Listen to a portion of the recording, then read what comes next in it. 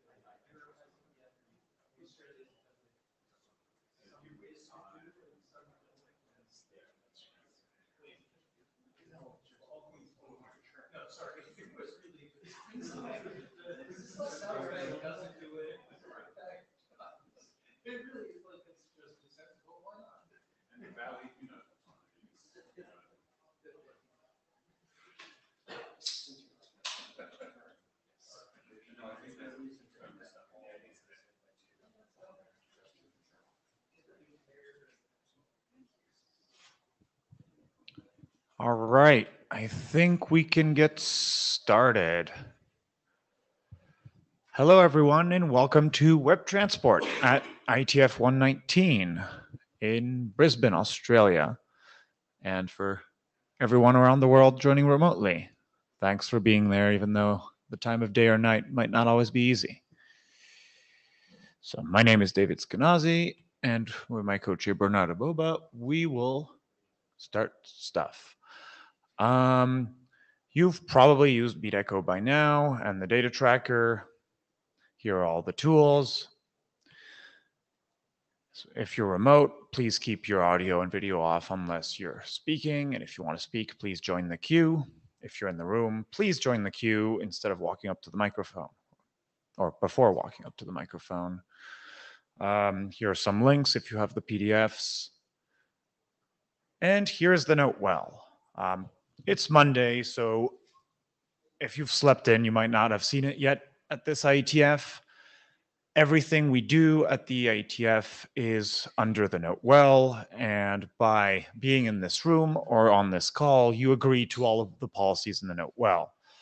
Well, you probably haven't read every single word of everything, but you should at least be familiar with, in particular, our intellectual property requirements that take place if you say anything at the mic, and also with our code of conduct, which we will be enforcing. On that note, we do what we can to keep a very pleasant environment here, so please keep doing that. All right.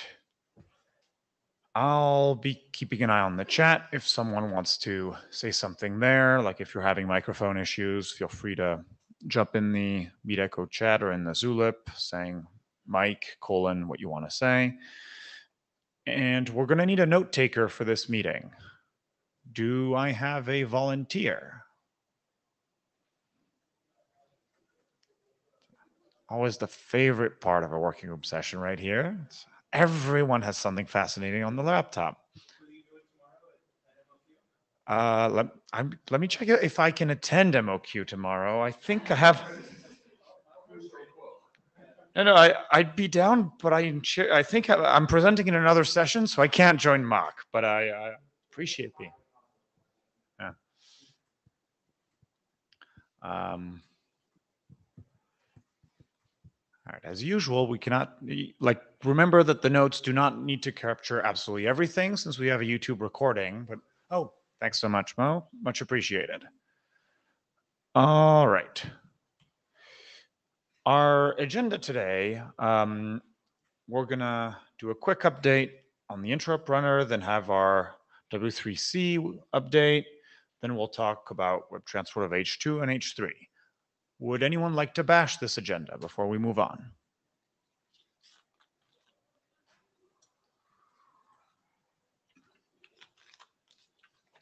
All right, moving on.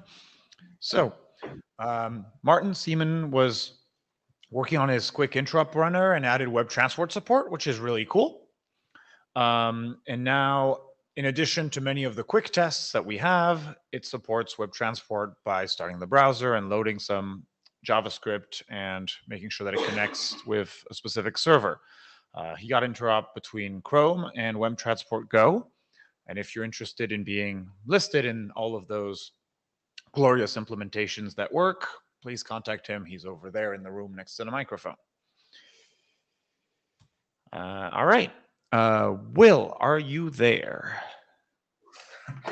I am actually here.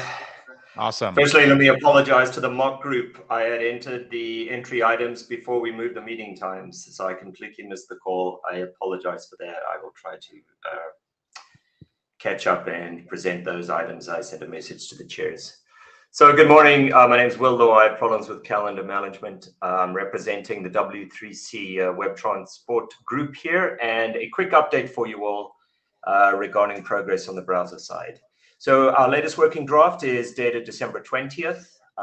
It's published. We did extend our charter through to 31st of May, which is approaching quickly. We will renew it for at least another year after that. We have moved our timetable back. We're still hoping to get to candidate recommendation and proposed recommendation by September and a publication date of November. That is the goal. We have a milestone that reflects the issues that need to be closed before we can get to candidate recommendation. We have 8 open issues, of which 4 are ready for PR. So we're relatively close to resolving the outstanding issues. We have picked a meeting time for the TPAC face-to-face, which will be in September in Anaheim. And we picked the least egregious time slot for our global audience, and that's 2 to 4 p.m.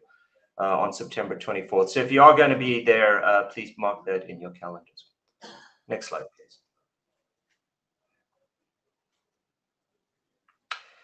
So a couple, just summarizing the major updates that have taken place since the last IETF back on November 6th. So we now have an option when you're creating a stream to wait until it's available. So the promise return will not be settled until the underlying connection has sufficient flow control credit to create the stream, or the connection reaches a state in which no further outgoing streams are possible.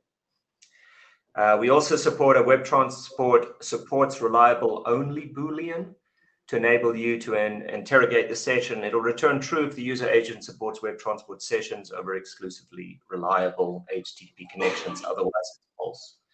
You can use this for feature detection of H2 support. Otherwise, there was no other possible way of doing it. We've also added a new stat. This was just adding symmetry to the stats because we had no metric here. We had other datagram stats, but nothing for expired incoming. Next slide.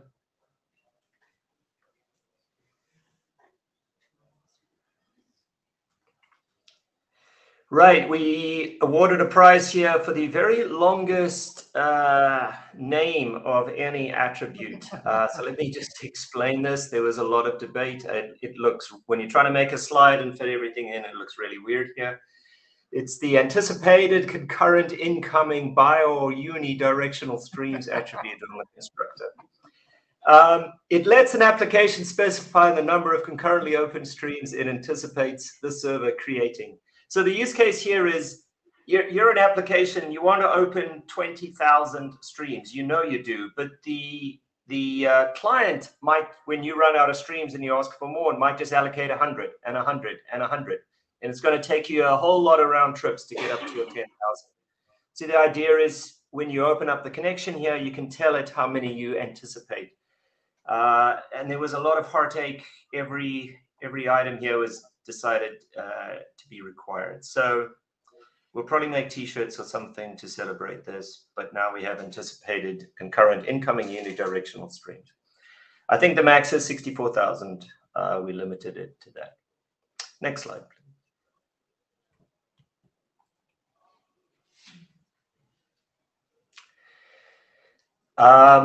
We set a minimum requirement so that an application can at least function and run. So we require that we allow the browser. Sorry, the browser will allow the server to create at least 100 unidirectional and 100 bidirectional streams. We picked the number, it's a line in the sand. If anyone in this group feels that it is not a reasonable minimum default, then please give us feedback. We also added an example for service certificate hashes. It's very simple, I show it there. So we now support the passing of a service certificate hash on the constructor. Next slide, please. One question real quick. Sorry, Yes, it's slowed sorry, down the queue. On the number of streams, is that the number of actual streams or is that the stream number? So you divide by 4 or you don't divide by 4? No, that's the actual number of streams. Number of streams. So it's not Okay, stream that's number. stream number. Yeah. At the API level, we're working in streams. We're not seeing anything to do with quick. Okay, just a can I use update? The percentage is getting up. We're showing a global percentage 76%. Support in Chrome, Edge, Firefox, and Safari is coming along. I think Eric probably has better updates than I cut and paste off WebKit right there, but it's nice to see progress. So we hope by the end of this year to have good browser support across the board. Next slide, please. And just the last one, there was an interim for this group. My co-chair, Yanni Var, presented 2 issues, exposing TLS keying material exporter and also removing a dependency on data received. They both had action items that they were both taken up by this group. So we just wanted to say thank you for reacting to those. We have no further asks of the IETF WebTransport group at this stage, other than these 2 issues, which are still open, but have been taken up. With that, our slides conclude, I believe. Next slide, just in case. Yep. Yeah. You had me going there with 6 out of 7. I did. I had myself going too. So are there any questions for W3C? Yeah. All right. Thanks, Will. It looks like we have a question for you, Victor. Oh, it's not a question. I just wanted to say that both of those issues have already both issues and PRs and will be later in slides, I think. Awesome. It's awesome. Thank you, Victor. Thank you both. Okay. All right. Eric, step on the pink X. Standing on the tripod while I adjust the microphone. All right, this is going to be vaguely H2 focused, but more of just we split up different topics. So pardon our title slides, but next slide, please. We have some notable updates since the last IETF. One of the big ones is we pulled in some new capsules so that we can now be consistent across H2 and H3. Specifically, that is close WebTransport session and drain WebTransport session. Next slide, please. As a brief aside, would anybody be upset if we renamed these? This is always a fun one because it matters not at all. Sweet. All right, onwards we go. Next slide. Thank you. So the other big update that's worth talking about and that is going to affect interop and what we do in hackathons and how we make all these things work together is a single change that resolved 4 different issues. And we spent a lot of time talking about this at 118 around when do you have to buffer different things? How do you start? Does a client need to send different values in its settings than a server does? All of that kind of stuff. So I thought I'd go through just kind of what we had before, what we have now. This is a very good thing to be aware of, especially if you're implementing, because it will change whether or not we can interoperate. We think that it is now in a good place, but in the event that it isn't, we'd really like to get people actually implementing this and make sure that it's working well in practice. So next slide, please. What we had before, and we had previously agreed upon as a working group, is that both sides would send the max sessions value, even though a client that is not super meaningful for them because the client is not willing to accept any sessions from the server. That is a thing that the client initiates to the server, and the server accepts some non-zero number of sessions. But we said for the client, just any value that isn't 0 is a great way to say, yes, I do indeed support WebTransport, and we can now talk WebTransport here. And the reason we cared about this is because we're going to be modifying some of the semantics for how H3 handles streams, and we want to make sure that everybody's in agreement as to when I get bytes in from the network, what do those bytes mean? How do I interpret them? What format am I looking for? All of that kind of stuff. Some of the result of that is that because both the client and the server were sending these values in their settings, a server would need to buffer incoming datagrams and bidirectional streams and everything else coming in until it got those settings from the client to say, hey, is this WebTransport? Should I think of it as WebTransport, et cetera, et cetera. Now, we're never going to get completely away from potentially having to buffer some things.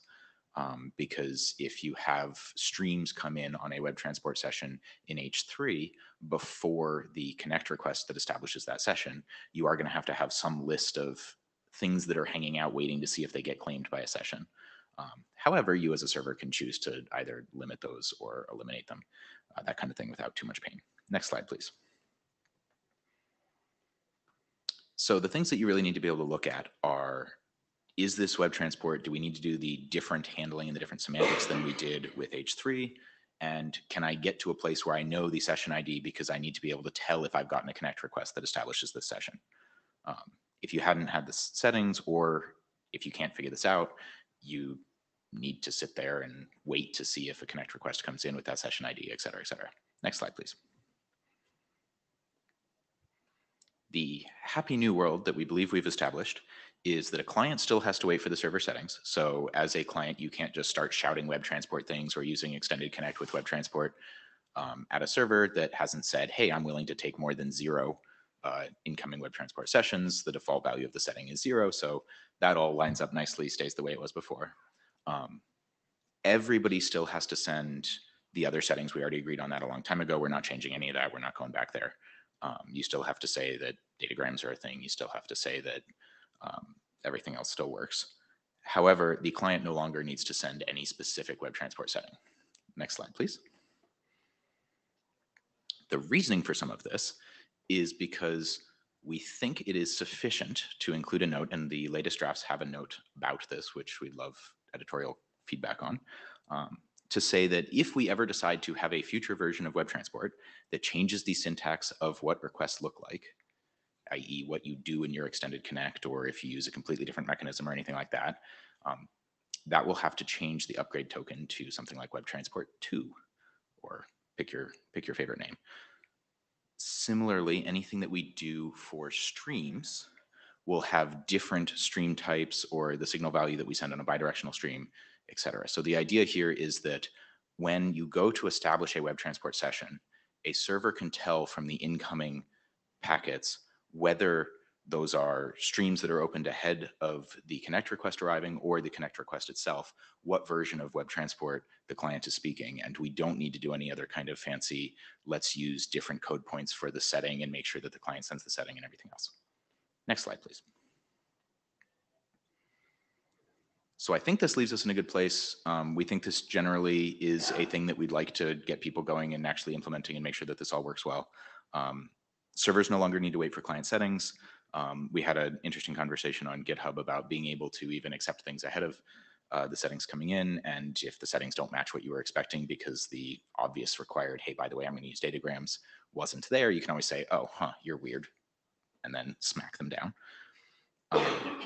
Anything that comes into you, whether that's a connect request that says, hey, please establish a WebTransport session, or a stream that's going to be for one of those sessions, whether the session is open or it is a future session that is losing the race of the packets to get to you, you know what version it's going to be.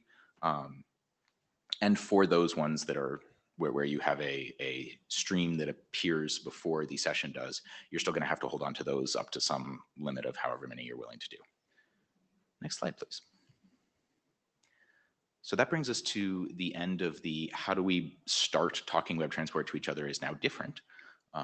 But I think the real reason to talk about this is A, please be very aware that that's different, and B, please actually implement so we can make sure that that is working well with all of our existing implementations. Other than that, all of the remaining issues that are open in H2 have either a pull request open right now or an outline of what that pull request will say, which I believe is a landmark moment in which we don't have a ton else to talk about. Don't jinx it. So yeah, we're in really good shape with WebTransfer over HTTP2. The issues that Eric mentioned still need PRs to resolve them, but we've, for many of them, agreed in previous meetings on what the resolution should be. So this is just a matter of the chairs awkwardly looking at the editors and staring at them until they write the PRs. And then we'll see where we are from there. But we're in really good shape. I'm assuming no one has questions about WebTransfer over HTTP2 at this moment. Otherwise, please get in the queue. But seeing none, Victor, you're up.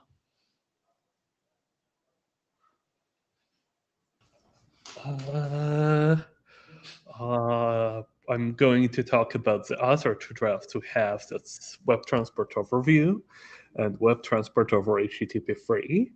For one, we actually have an issue for Overview. Next slide. So the issue we have for Overview is that we have an event defined for a stream called data received, and that corresponds to the quick state where you have sent all of the data, including the fin, and all of it has been ACKed. So a bit of background on why we need that is that the way W3C in spec works and the way WhatWix Streams API is structured is that whenever you can only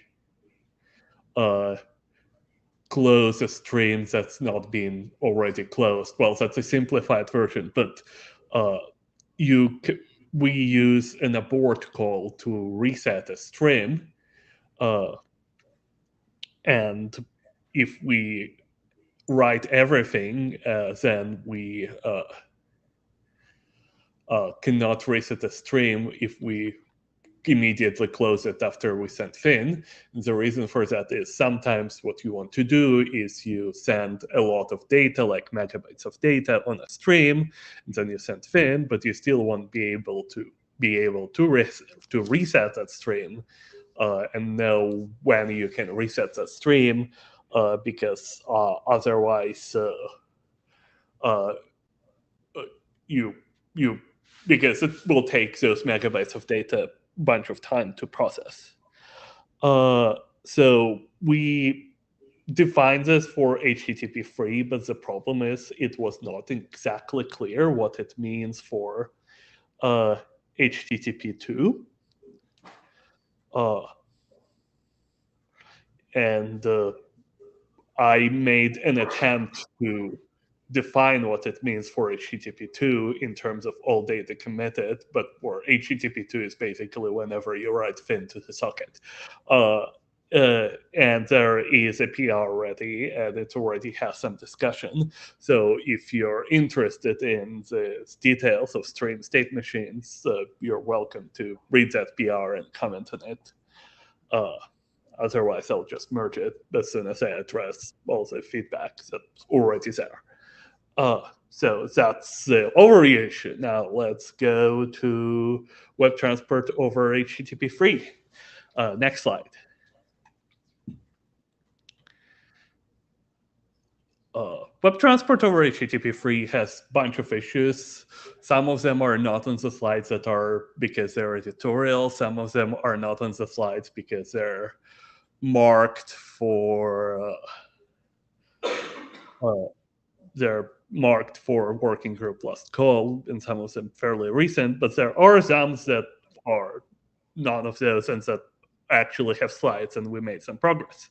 So the first one and the oldest one we have is the issue of reset reliability. And to remind everyone, that was the issue where if you open the WebTransport stream and immediately reset it, the peer will never know, because when resetting it, you also reset the header of the stream. And that works. You reset the header that tells you which session it belongs to. And that works against, like, that goes in contradiction with semantics we want to have, such as quick semantics, where reset deletes all of the data from the stream. But the fact that reset stream has happened and this reset has happened is reliable and will be delivered. So reliable reset is a problem we decided to take dependency on a proper solution that is described in the draft. And there is a PR to add this, but as a reminder, people should read that draft and people should implement that draft before it's too late.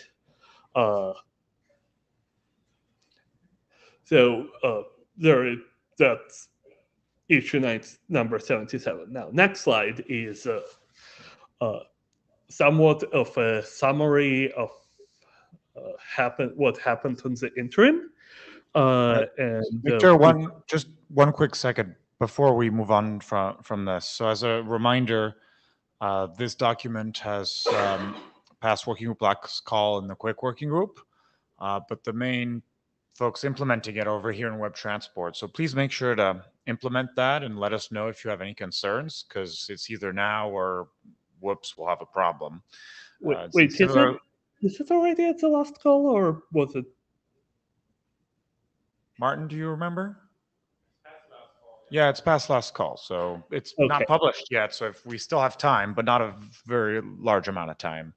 And similarly, please take a look at Victor's PR. I see Martin did, but I'm sure others have opinions. All right, back to you, Victor. Thanks. All right, this is somewhat of a summary of what happened at the interim. Is that at the interim we discussed whether we want extra flow control in HTTP3, and we decided that we do, and we want to do it similar to how we do in H2 with capsules, but we will only make it required if you want to do pooling, and if you don't do pooling, you do not have to pay the implementation/complexity cost for doing that. There will be PRs. They've not been there. There is some question as to implementation details, thinking exactly how we're going to negotiate that. In addition, I know that Martin Siemens and noticed that this has a head-of-line blocking issue, and he has a proposal, and I would also encourage him to file an issue to the GitHub, because otherwise we might forget about this. As to whether we want to do anything with regards to the fact that by putting everything on the control stream, now our flow control messages have head-of-line blocking, which is not the case in regular Quick. So that's it for this topic. There will be PRs, and I will probably actually send out an email asking everyone to review, since those are complicated. Next slide. Before we move on, Victor, should we perhaps have some discussion around flow control and what Martin was proposing around headline blocking? Because do you want to get through your next slide and then we come back to this? We can have discussion. Sure. Definitely. If you think now is a good time, because this only came up a couple of days ago, I think. So we might have more. Let's go through your next slide, and then we'll come back to this. Okay, we have a lot of time anyway. The next slide is actually relatively easy. Key exporters, we previously closed that issue because people seemed to not care. Then people who cared actually did show up, so we reopened, and fortunately that issue is really easy to solve. We just point to TLS spec and define a structure that tells you how to make sure that your exporters for different sessions in the same connections are different. There is a proposal ready. Everyone is welcome to comment on it. And I think this is my last slide. You might want to double check, but we can go to the previous slide and talk more. Or maybe Martin should talk more because it's a proposal. On the key exporters bit, so initially we hadn't landed this because there wasn't interest and we didn't want to add features that weren't needed. There seemed to be implementer interest. Does anyone have thoughts on this PR? Or should we assume that no objections mean this is good enough and we can land it? So I would like to encourage anyone who has objections to please jump up at the microphone.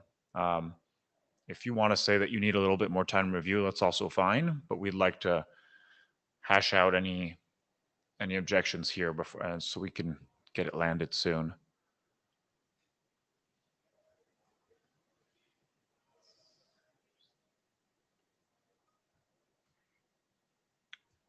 All right, hearing none and seeing some approvals on the PR, I'm going to say that if no one speaks up in the coming days, we can just merge this. All right, so then let's go back to flow control. This is pretty much the main item we have. We have almost an hour left in the meeting, and I'll save 5 minutes at the end for the chairs to wrap up. But let's chat through this.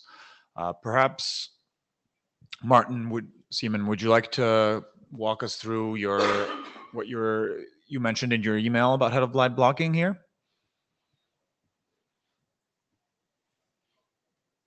Sure, I can do that. I'll focus on the problem and not on the solution. So there's a draft by Martin Thompson. There's a draft by Martin Thompson and I think Eric Kinnear that specifies that all the flow control capsules that look somewhat like the H2 capsules are put on the WebTransport control stream, which means because it's a quick stream, all the bytes have to be delivered in order. If there's packet loss, then typically the receiver will need to wait for that packet loss to be repaired, which takes at least one network round trip before it can make progress reading from the stream. Which means that all the capsules that were sent after this packet loss are now waiting to be consumed.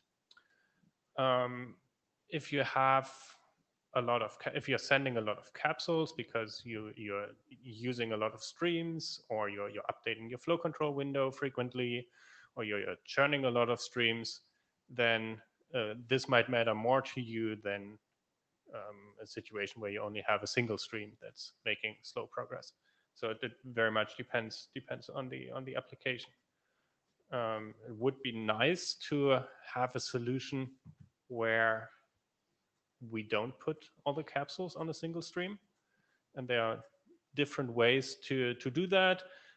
We could use unidirectional streams, or as I suggested in my email, we could have basically a quick frame that allows us to put something that looks more like the quick flow control frames directly onto the quick connection. So they would be sent and consumed independently from each other, thereby avoiding head-of-line blocking.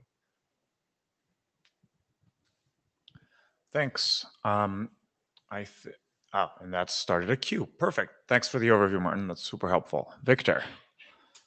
I think if we're going to solve that problem, I would probably solve it in a way that's not necessarily WebTransport specific. There are other cases where we put independent stuff into capsules, like the datagram capsule is something you can do with also those suffer from head-of-line blocking, and you could theoretically put them into independent like unidirectional streams, or you could put them into any new transport concept.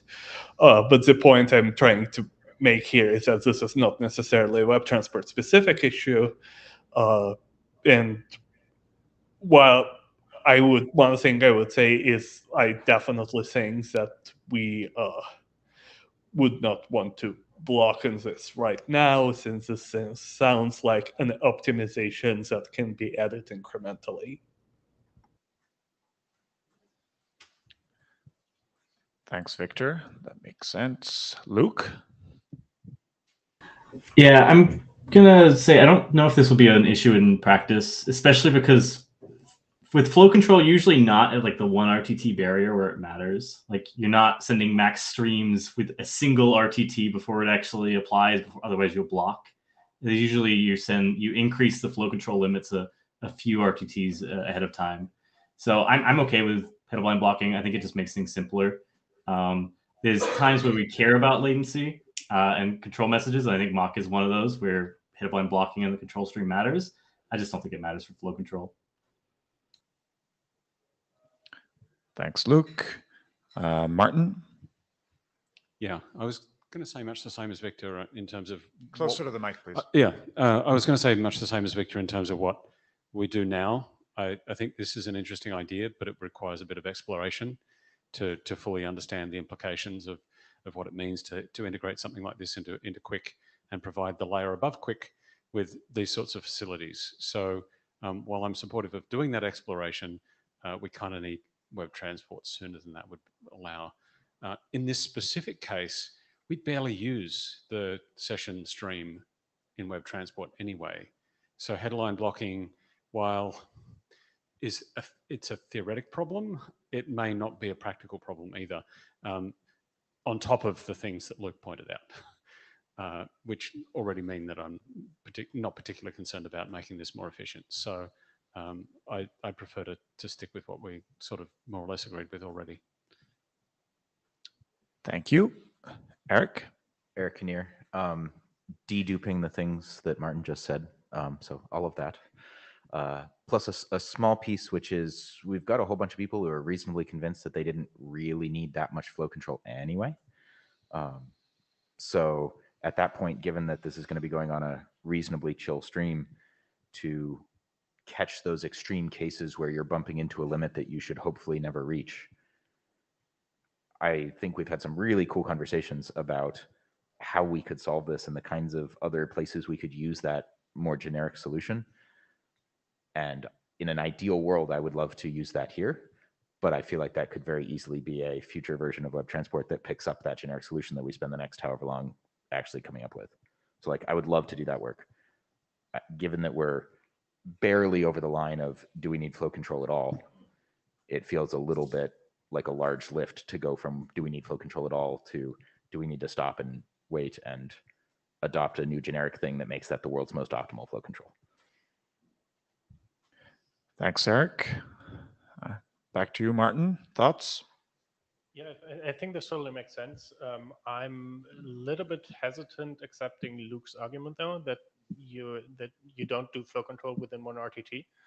This applies to max streams if you're doing things correctly, but if you have a high throughput stream, then your stream flow control window will be roughly the size of the BDP, and your throughput will be limited by window updates arriving on time. So if you have a packet loss here and you're waiting for one RTT to repair that packet loss, the stream will be blocked for that one RTT. Thanks. Alan?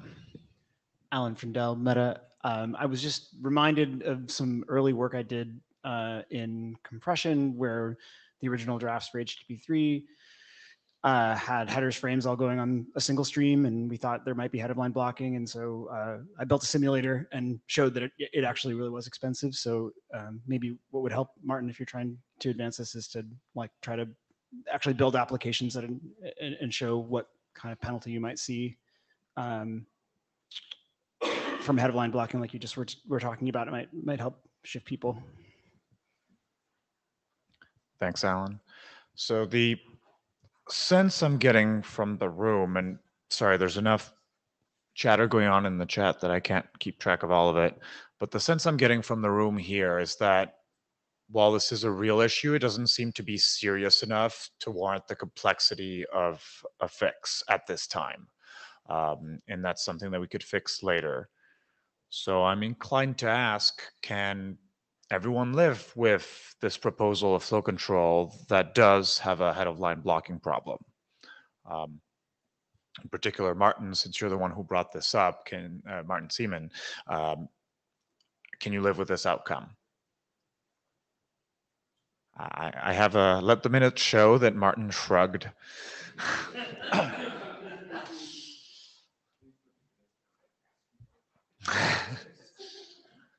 There is debate in the room about whether to use ASCII art or an emoji. We can handle that. Okay, so we, Victor, go ahead. Yeah, one thing I wanted to note, and I know it's in the chat, we might want to make sure that we have some text telling you to put control stream at a high priority than data streams, because otherwise you will definitely run into some weird issues. Okay, that makes perfect sense. Thanks, Victor. All right, so it sounds like on the topic of flow control, we do have a plan. This matches what we discussed at the interim. And what we need next is to see the PRs so everyone can confirm that the proposal actually makes sense once it hits the spec.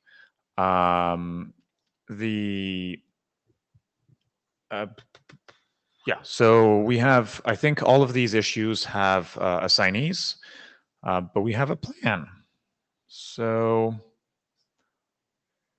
I think that's pretty much all we had for today. This tells you how close we are to being done with WebTransport, and also how dependent we are on the editors writing some final PRs. So you can take the next 48 minutes of the time that you get back and all go have a coffee except the editors. But yeah, I think that's pretty much it for today. We're in good shape. Bernard, any final thoughts? Otherwise, I think this is the end of WebTransport at 119. Yeah, just a question. I think we don't need an interim. Is that accurate? I don't think we have a topic for one at this time. My intuition would be to see the PRs for all the open issues, and then we'll ask for reviews on the list. If we agree directly on GitHub and on the mailing list, we can land those. And if a point of contention arises, then we can discuss a potential virtual interim between now and Dublin. But for now, I think we might even be able to get these landed between now and then. All right. Thanks to everyone for coming, and also to the Secretariat and our area director overlords. Have a great rest of your IETF week, everyone.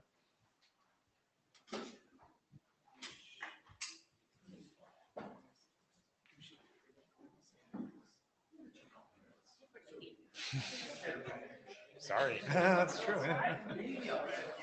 Oh yeah, I need to find a better word. That's,